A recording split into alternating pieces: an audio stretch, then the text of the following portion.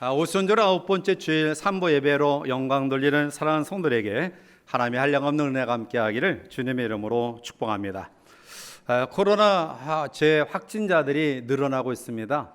또 계속되는 장마 이후의 폭염은 우리의 삶을 많이 힘들게 하는데, 그러한 가운데서도 은혜 가운데 또 건강 잘 유지하시고 또 이 무더운 여름을 잘 극복해 나가시기를 바랍니다. 오늘을 살아가는 우리 시대 속에서 여러 가지로 이 시대를 정의합니다.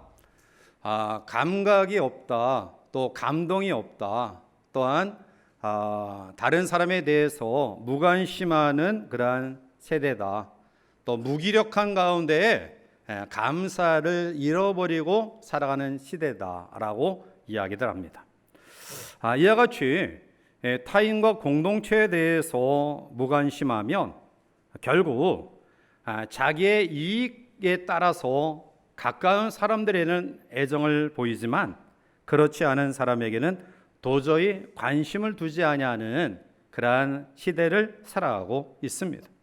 그뿐만이 아니죠. 사회의 여러 윤리 도덕이 이제 붕괴되어서 우리가 상상할 수 없는 정말 끔찍한 일들이 비일비재하게 나타나고 있습니다.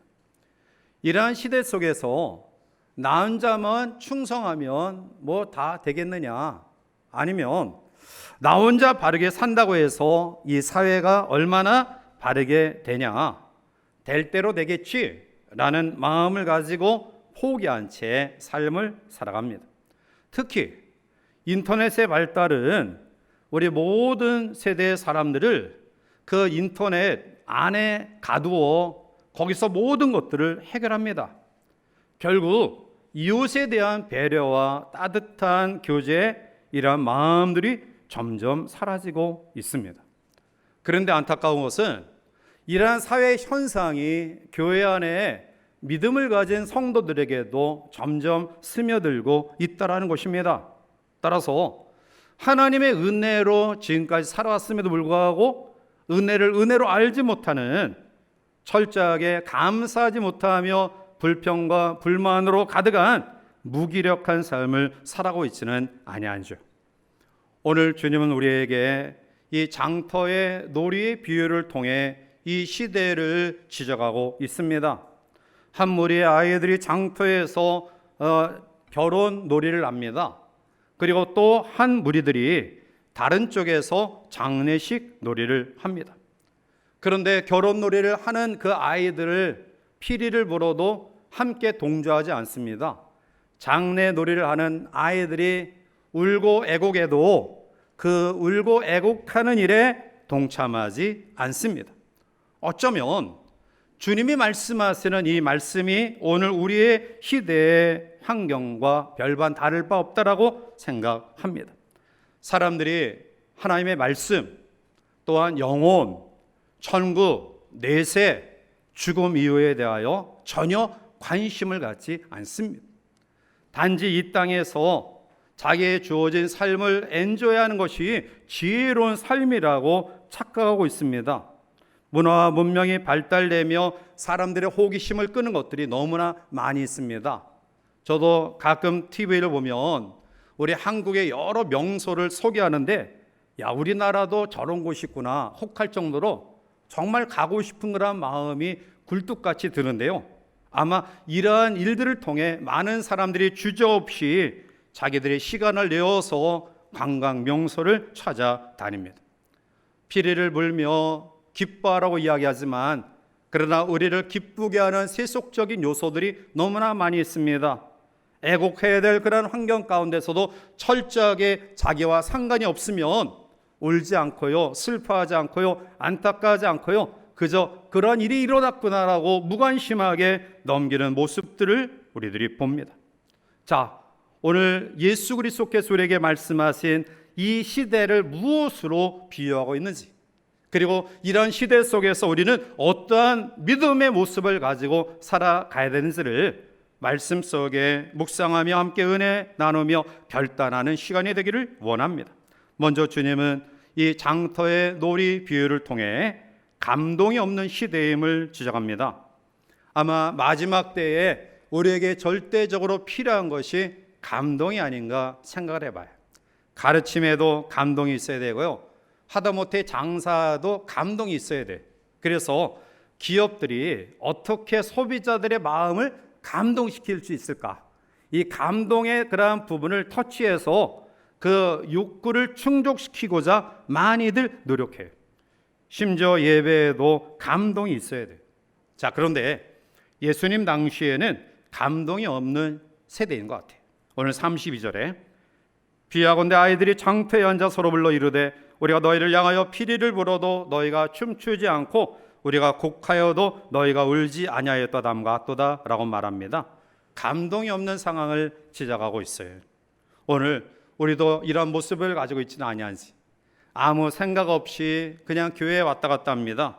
시간을 때우기 위해 왔는지 아니면 아내의 권면이나 또 부모님의 그 권유에 왔는지 아니면 일주일 동안 이제 만나고 싶은 사람, 보고 싶은 사람을 만나서 교제하러 왔는지 어쨌든 간에 우리가 그런 마음으로 교회에 옵니다. 그러니 예배 가운데 감동이 없어요.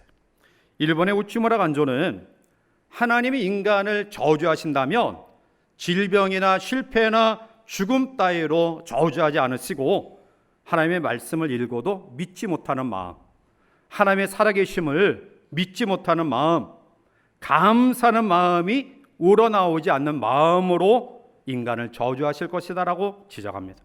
그렇습니다. 우리 마음에 감동이 없는 것이 저주입니다.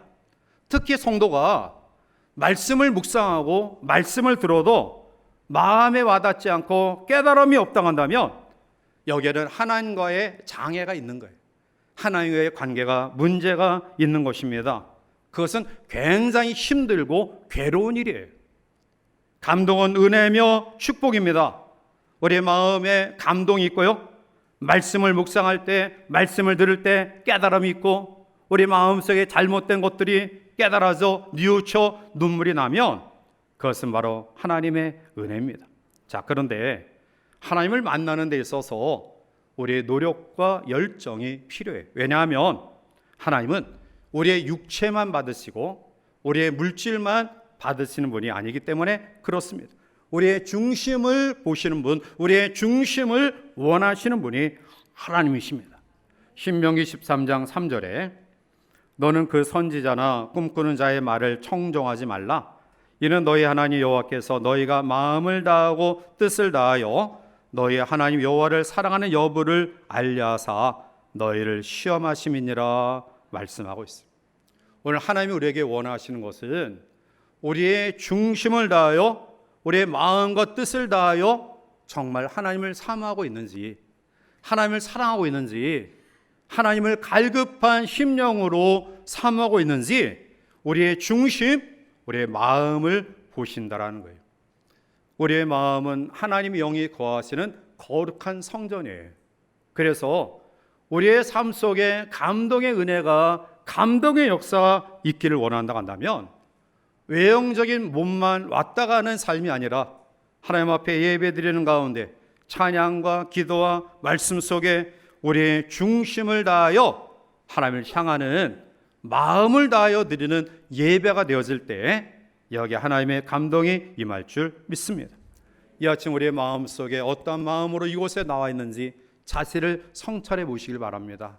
혹시 세속적인 욕심 버리지 못하는 마음으로 이곳에 나와 있지는 아니한지, 이웃을 미워하는 마음, 용납하지 아니하는 그런 마음으로 이곳에 와 있지는 아니한지, 질투와 시기의 마음이 우리 가운데 있지는 아니한지, 누가 나를 알아주기를 원하고 다른 사람보다 더 높아지기를 원하며 다른 사람이 나를 존경하기를 원하는 그런 마음으로 오늘 이곳에 와 있지는 아니한지, 아직까지 내가 고백하지 아니하는 숨겨진 죄악의 모습들이 우리 가운데 있지는 아니한지, 우리가 주님보다 세상을 더 사랑하는 마음으로 이곳에 와 있지는 아니한지, 우리가 입술로 고백한 대로 우리의 삶에 고백적인 실천적인 삶이 우리 가운데 있는지 우리 자신에게 솔직해야 합니다.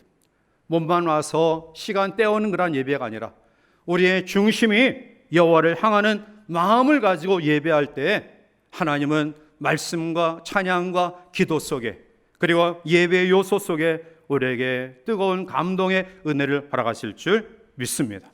두 번째로 놀이 문화를 통해서 주님이 주시는 지적하는 바는 감각이 없는 시대임을 이야기합니다. 장터에서 놀고 있는 아이들이 어른들을 모방해서 결혼식 놀이와 장례식 놀이를 하고 있습니다. 당시 결혼 예식에서는 피리를 불면 함께한 모든 그러한 하객들이 같이 춤을 추며 기뻐합니다.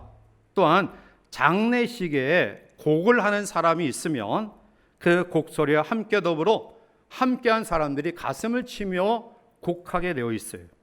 자, 그런데 이 어린아이의 놀이에 문제가 생겼어요. 그것은 결혼식 놀이를 하는 아이들이 피리를 불어도 함께 춤추지 않아요. 그래서 아니, 우리가 기쁘게 피리를 부르는데 왜 너희들은 춤추지 않아? 핀잔 줍니다.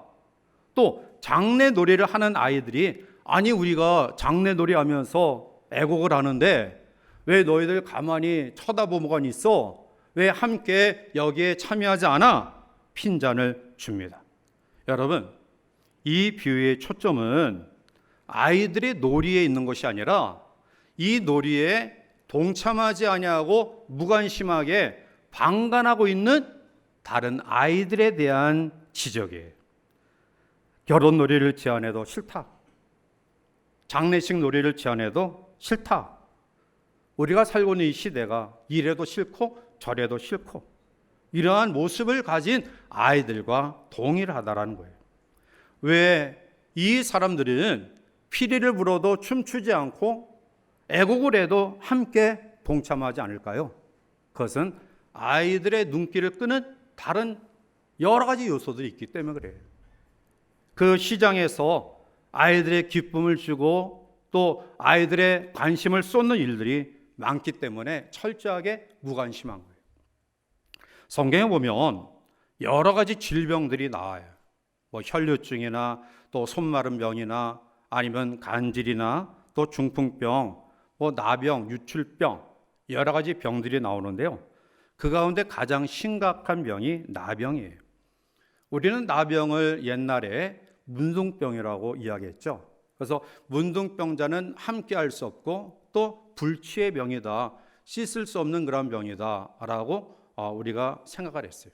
자, 그런데 이 문둥병이 1873년 병영균을 발견한 노르웨이의 의학자인 한센의 이름을 따라서 한센시병이라고 또 부르기도 하죠. 자, 아무튼 간에 성경에서 나타나는 병 가운데 가장 심각한 병이 나병이에요. 그래서 구약을 읽어보면 하나님이 죄 지은 자를 징계하고 벌하기 위해 나병에 걸리게 한 적이 있어요. 모세를 비난한 미리암이 나병에 걸렸고요. 우시아 왕도 나병에 걸렸어요. 자, 그런데 이 나병의 가장 특이한 특징 가운데 하나는 아프지 않다라는 거예요. 사이 썩어 들어가는데 코가 문드러지고 귀가 문드러져도 이 나병 환자의 특징은 아픔과 통증을 전혀 못 느낀다라는 거예요. 여러분, 이것이 바로 죄에 빠져 있는 우리의 모습이에요. 무감각해서 죄의 심각성을 깨닫지 못하고 있어요. 오늘 이 시대의 병폐가 철저한 무관심이에요. 오늘 성도들 가운데도 이 무감각한 병이 치명적인 그러한 신앙의 성장을 가로막는 병으로 우리에게 다가오고 있어요. 성경은 우리에게 기뻐하라고 이야기하지만 상황을 이야기하면서 기뻐할 게 있어야 기뻐하지라고 이야기해요. 하나님의 은혜로 우리가 살아오지 않았느냐, 감사하는 마음을 가지고 살아가자라고 외쳐도 감사할 거리가 있어야지 감사하지, 그렇게 비아냥거려요. 하나님 앞에 예배를 소중히 여기며 구별리 10의 1조의 생활을 해야지만이 하나님의 하늘의 신령한 은혜와 땅의 기름 것으로 더하여 채워주신다라고 말씀하고 또 외치지만, 그러나 조금 전에 말씀드렸듯이 세상의 문화가 우리를 기쁘게 하는 요소들이 많이 있다 보니까 예배를 소홀히 하고 하나님 앞에 드려야 될 것들을 가로채고 도둑의 마음을 가지고 살아가고 있어요. 철저히 죄에 대하여 무감각합니다. 가슴에 죄를 품고 하나님 앞에 회개하고 그 죄악의 길에서 돌아서는 길만이 살 길임에도 불구하고 전혀 요동하지 않아요. 피리를 불어도 춤추지 않는 아이들처럼, 애곡해도 가슴을 치지 않는 아이들처럼 이 시대는 철저하게 무감각한 시대로 전락되고 있다는 사실이에요. 세 번째로 오늘 주님은 이 말씀의 비유 속에서 자기밖에 모르는 시대임을 지적하고 있어요. 특별히 장터의 이 놀이 비유는 마태복음과 오늘 누가복음에 묘사되고 있는데요. 그런데 약간의 차이는 있어요. 즉 마태복음 11장 16절에 보면 이 세대를 무엇으로 비유할까? 비유하건대 아이들이 장터에 앉아, 거기 주목해서 보세요, 제 동물을 불러. 그러니까 이 장터 공동체 안에 있지 않은 자기의 친한 친구를 불렀어요. 자, 그런데 오늘 누가는 32절 본문에 비유하건대 아이들이 장터에 앉아 서로 불러 이르되, 즉 장터 공동체 안에 있는 그 무리들 가운데 서로 상대방을 향하여 불러서 우리가 결혼식 놀이를 하니 이제 너희들 피리 불 때 춤춰라. 또 아니야, 우리는 장례 놀이를 해야 되니까 우리가 애곡하면 같이 가슴을 치며 울어라 라고 이야기하고 있어요. 두 아이들, 결혼식 놀이를 하기를 원하고 또 그것을 행하고 있는 아이들, 장례 놀이를 하기를 원하고 그리고 장례 놀이를 통해 모든 사람들이 함께 거기에 참여하기를 원하는 사람들 가운데 서로 다툼이 일어났어요. 서로 제안을 거절합니다. 결국 이 장터에서의 놀이는 엉망진창이 되었어요. 여러분, 뭐가 문제죠? 누가 잘못한 것입니까? 여기에 잘못하고 또 잘못한 그런 사람은 누구 한 사람이 아니라 모두가 잘못한 사람들이. 결혼식 놀이를 하는 아이들은 왜 내 놀이에 너희가 동참하지 않느냐, 왜 함께 여기에 함께 참여하지 않느냐 비난해. 또 반대로 우리는 장례 놀이를 하고 싶어, 장례 놀이를 하는데 왜 너희들이 고집하고 우리들의 놀이에 동참하지 않아? 문제는 무엇입니까? 자기밖에 모른다라는 것입니다. 사랑하는 성도 여러분, 자기 중심적인 사고 속에, 하나님과의 관계 속에 자기가 문제인데 그것을 깨닫지 못하고 이웃을 탓하고 교회를 탓하고 목사를 탓합니다. 이야기하기를 교회 안에 사랑이 없다라고 이야기해요. 여러분, 그 말하는 사람들 보면 그 사람이 사랑이 없어요. 자기와 하나님 관계 속에서 막힌담이 있으니까 하나님의 은혜, 하나님의 사랑의 감격과 감동을 경험하지 못하고요, 그러다 보니 그 사랑이 없기에 이웃에 대하여 사랑하지 못하는 거예요. 결국 자기가 문제가 있는데 사랑이 없다라고 이야기해요. 교회가 선교하며 전도하며 또 선교사를 파송하고 우리가 구제하고 나누는 그런 일들을 계획하고 이뤄가는데 물질이 없어서, 재정이 없어서 못한다고 해요. 자기는 헌금도 하지 않으면서. 오늘 문제는 무엇이냐? 자기에게 있는 거예요. 교회를 옮기면 모든 것이 해결될 것 같죠? 그러나 자기의 문제를 자기가 해결되지 않는 이상 교회를 옮겨도 아무런 해결책을 찾을 수 없어요. 마음을 닫고 귀를 꽉 닫고 있으니 말씀의 은혜가 없는 거예요. 목사가 젊으면 경험이 없어서 저런 이야기하고 있다 비아냥거리고요, 나이가 들면 구세대다, 시대를 읽지 못한다라고 비아냥거려요. 쉬운 말로 설교하면 무식해서 그렇게 설교한다고 이야기하고요, 헬러, 히브리어 또 원어를 쓰면서 어려운 말을 쓰면 유식한 채 한다, 지잘난 맛에 설교한다 비아냥. 여러 가지 세상의 예를 들면서 또 예화를 들면서 웃기고 즐겁게 설교하면 말씀이 가볍다라고 비난하고요, 세상적인 그러한 것들 섞지 아니하고 말씀과 연결되어서 강의에 설교하면 고지식하다라고 이야기해요. 결국 문제는 무엇입니까? 내 문제예요. 내가 하나님 앞에 마음이 닫혀 있으니까 찬양하는 사람들을 보면서 교만해서 은혜롭지 못하다고 지적하고요. 자기가 하나님 앞에 관계 속에서 해결되지 못한 죄 때문에 하나님의 찬양을 인도하는 사람을 향해 자기만 아는 찬양을 한다. 내가 모르는 거 자기 잘난 못에 찬양한다라고 찬양 리더자에게 비난해요. 결국 이러한 사람들은 두 가지 엄청난 죄를 저지르는 거예요. 하나는 나의 죄를 깨닫지 못하는 죄와 또 하나는 하나님과 교회와 이웃을 비난하는 그런 죄예요. 이 시대가 바로 이러한 시대다라는 것입니다. 네 번째로 오늘 주님은 본문의 말씀 가운데 원칙이 없는 시대임을 지적합니다. 33절 말씀 가운데 오면 세례 요한이 와서 떡도 먹지 아니하며 포도주도 마시지 아니하며 너희 말이 귀신이 들렸다 하더니 라고 해요. 세례 요한은 누구냐 하면 제사장의 아들입니다. 그 당시 제사장 가문은 그 시대의 모든 사람들에게 존경을 받는, 또한 경제적으로 아무런 어려움이 없는 상위층 계급의 그러한 사람들이에요. 세례 요한은 때만 되면 아버지의 뒤를 이어서 제사장의 직분을 감당하는, 결국 어려움을 경험하지 아니하고 사람들에게 존경받으면서 또 풍족한 가운데 생활할 수 있는 사람이 세례 요한이에요. 그런데 우리가 잘 알듯이 세례 요한은 그 모든 것들을 버리고 들에 가서 일반 서민들이 먹던 음식을 먹고요, 약대토롯 하나를 가지고 금식하며 절제하면서 회개하라, 천국이 가까이 왔다라고 하나님의 말씀을 선포합니다. 그런데 사람들은 세례 요한을 귀신 들렸다, 요즘 말로 이야기하면 정신 나간 놈이야, 왜 좋은 환경을 버리고 저렇게 어렵게 생활해, 세례 요한을 비난해.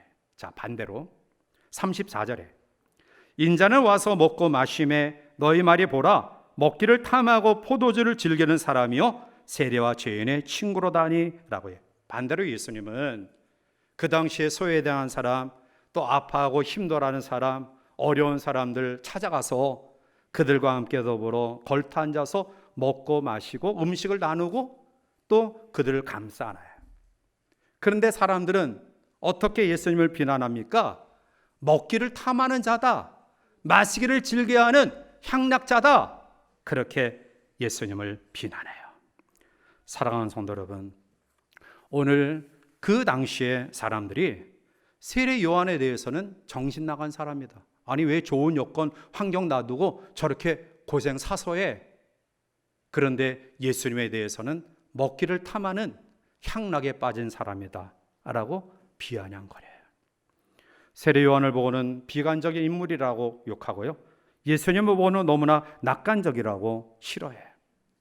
회개하라고 하니까 지금 어려운 때에 치유하고 감싸주는 것이 선행이지 뭐 죄를 자꾸 지적합니까? 비난해요. 치유와 위로의 메시지를 전하니까 아니 근본적으로 죄를 회개하지 않고 어떻게 치유와 위로를 경험할 수 있습니까? 이것도 아니고 저것도 아니고, 이렇게 얘기해도 저렇게 얘기해도 아무것도 받아들이지 않냐고 일관성 없는 모습을 가지고 있어요. 이것이 바로 오늘 이 시대의 단면입니다. 요즘 우리 사회는 편가르기가 아주 극에 달했어요. 이분법적인 사고 속에 아군 아니면 적군이에요. 우리나라 정치도 여당 아니면 야당, 제3당이 자리 잡을 수 없는 그뿐입니까? 여당 안에 친윤, 반윤, 또 야당 가운데는 친명계, 비명계, 그 사람들이 어떠한 철칙과 원리와 그리고 그 위치에서 어떠한 삶을 살아가야 될 것인가에 대한 바른 분별력이 없이 자리를 보존하고자, 다음 총선 때에 이제 자리 유지하고자 옳고 그름에 대한 무의식, 이 시대를 위한, 백성을 위한, 나라를 위한 길인가를 전혀 생각하지 않아요. 그냥 자기 자리 지키고 이익만을 위해 존재하고 있어요.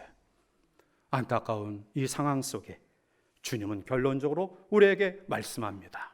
35절 마지막 결론적인 말씀입니다. 우리 함께 같이 한번 읽어보실까요? 지혜는 자기의 모든 자녀로 인하여 얻느니라. 아멘. 감동이 없는 이 사악한 시대, 무감각한 이러한 시대, 오직 자기밖에 몰라 배려와 이해와 그리고 타협을 모르는 이 시대, 분명한 원칙이 없이 자기의 세속적인 이익과 자리 지키기에 왔다 갔다 하는 이러한 시대 속에서 주님은 지혜는 자기의 모든 자녀를 인하여 옳다함을 얻는다. 하나님께 옳다함을 인정받는, 하나님께 인정받는 삶은 지혜다. 그리고 그 지혜는 하나님이십니다. 세례 요한을 통해서 회개하라 말씀을 전하시게 하신 분도 하나님이시고요, 정말 어렵고 힘든 여건 가운데 있는 사람들을 주님이 보내셔서 위로하고 감싸주시고 용기 주시고 그들에게 힘을 더하시게 하신 분도 이 하나님이십니다. 여러분, 하나님의 말씀이 지혜인 줄 믿으시기 바랍니다. 말씀이 우리의 삶의 기준이 되어야 돼요.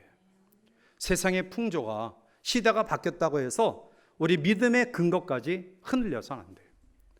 우리 주변에 함께 교제하고 사랑을 나누고 밥을 같이 먹고 가깝다고 해서 우리의 영혼이, 우리의 가정이, 우리의 자녀들의 영혼이 하나님 앞에 어떠한 것이 올바른 그러한 삶인가를 흔들려서는 안 돼요. 오직 주의 말씀이 내 발의 등이고 내 길의 빛이 되는 참된 지혜로움이 우리 가운데 있기를 원합니다. 우리는 시대의 시류를 따라 살아가는 사람이 아닙니다. 사람 따라 살아가는 사람 아닙니다. 오직 하나님의 말씀에 근거해서 우리의 삶을 판단하고 결정하고 살아가야 될 하나님의 사람인 줄 믿습니다. 따라서 이 마지막 때에 우리가 이 시대를 거슬러 올라가는 지혜로운 참된 성도들이 되어서 사랑하는 성도를 통하여 우리의 가정과 자녀와 교회와 민족과 열방이 변화되어지는 놀라운 역사를 이뤄가시기를 주님의 이름으로 간절히 축원해 드립니다. 기도하시겠습니다. 사랑이 많으신 하나님, 죄악이 관영한 이 시대를 힘겹게 살아가는 죄의 백성들이 이 시간 주 앞에 예배합니다. 감동 없는, 감각 없는, 자기만 아는, 그래서 주변의 모든 기쁨을 함께 축하하지 못하고 주변의 슬픔을 함께 아파하지 못하는 철저히 자기 중심적인, 그리고 그 판단의 근거가 시대의 시조와 시류, 그리고 사람들을 통해 헷갈리고 혼돈된 시대를 살아가고 있습니다. 주의 일할 때 우리에게 지혜로운 삶을 살아가기를 원합니다. 하나님이 인정하시는 복된 삶, 말씀에 근거한 판단과 선택과 결단이 우리 가운데 있기를 원하며, 아버지, 시대를 거슬러 올라가는 하나님의 사람들 될 수 있도록 이 한 주간 축복하여 주시옵소서. 예수님의 이름으로 감사하며 간절히 기도하옵나이다. 아멘.